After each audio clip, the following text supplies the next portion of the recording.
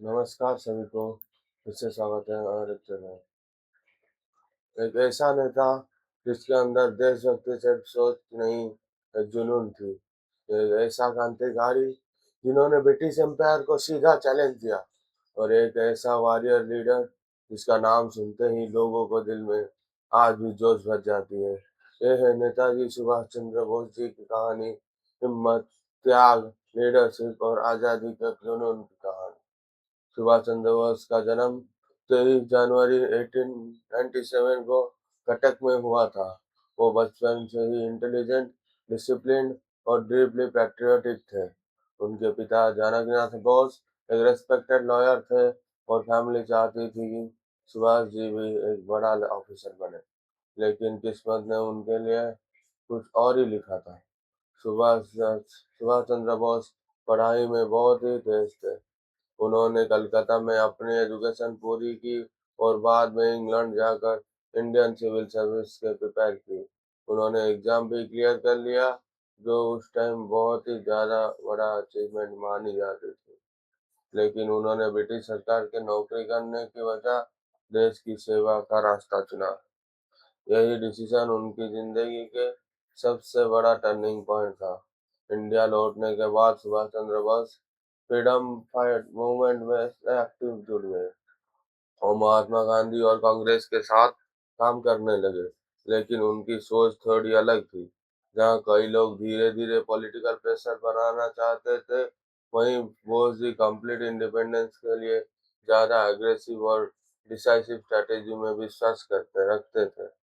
उनके अंदर एक लीडर की एनर्जी थी, एक सोल्जर का डिसिप्लिन था, और एक रिवॉल्यूशनरी का फायर था। सुभाष चंद्र बोस जल्दी ही इंडियन नेशनल कांग्रेस के प्रोमिनेंट लीडर्स में शामिल हो गए। 1938 में वो कांग्रेस के प्रेसिडेंट बने। उन्होंने प्लानिंग, इंडस्ट्रियल डेवलपमेंट और स्ट्रॉन्ग नेशनल ऑर्गेनाइजेशन पर जोर दिया। लेकिन उनके कांग्रेस के कुछ सीनियर लीडर्स के बीच अप्रोच को लेकर डिफरेंसेस बढ़ने लगे। वो मानते थे कि आज़ादी के लिए सिर्फ रिजोल्यूशंस काफ़ी नहीं होंगे, बोल्ड एक्शन भी ज़रूरी है। बाद में सुभाष चंद्र बोस ने फॉरवर्ड ब्लॉक की स्थापना की। उनका एम था कि देशभक्तों को एक स्ट्रॉन्ग नेशनल फ्रंट में जोड़ना। ब्रिटिश सरकार उसने उनसे डरने लगी, क्योंकि बोस जी सिर्फ स्पीचेस नहीं देते थे, वो लोगों को अंदर क्रांति जाग रहे थे। उनके कई बार जेल भेजा गया, लेकिन उनका हौसला कभी कम नहीं हुआ।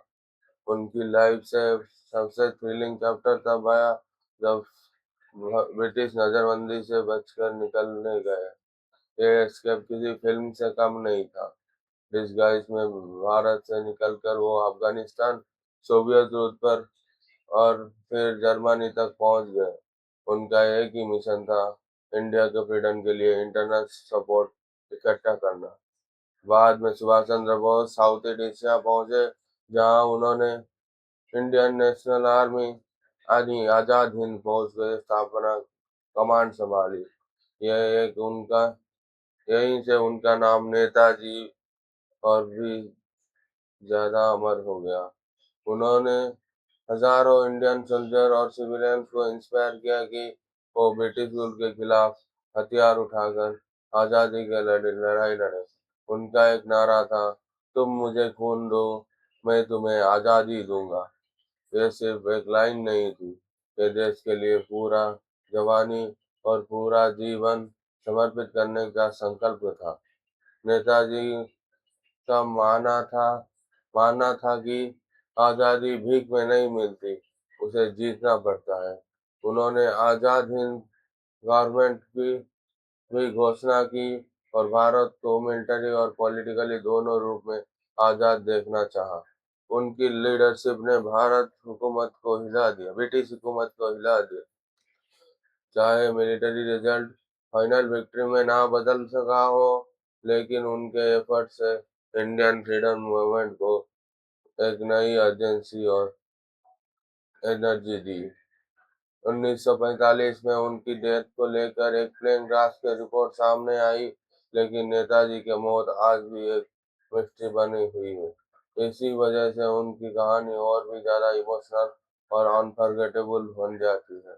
उनका शरीर शायद दुनिया से चला गया, लेकिन उनका नाम, उनका विजन और उनका जोश आज भी अमर है। तो सुभाष चंद्र बोस के लाइफ हमें क्या सिखाती है? यही कि लीडरशिप के मतलब सिर्फ बोलना नहीं, रिस्क भी लेना होता है।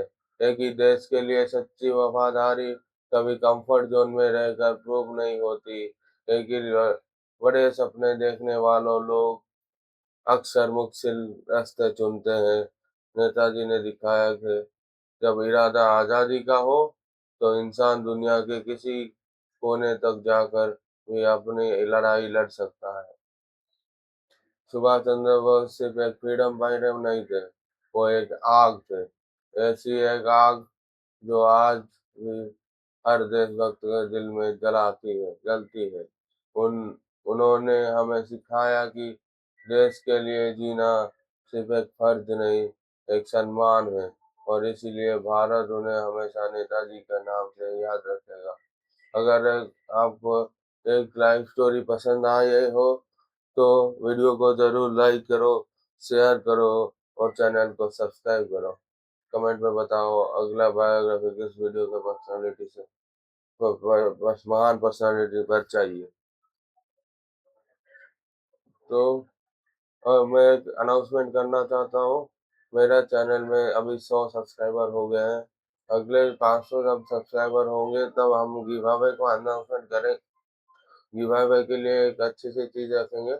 तो प्लीज़ जल्दी जल्दी चैनल को सब्सक्राइब कीजिए और मिलते हैं नेक्स्ट वीडियो में ऐसे ही महान लोगों के लाइफ स्टोरी के साथ।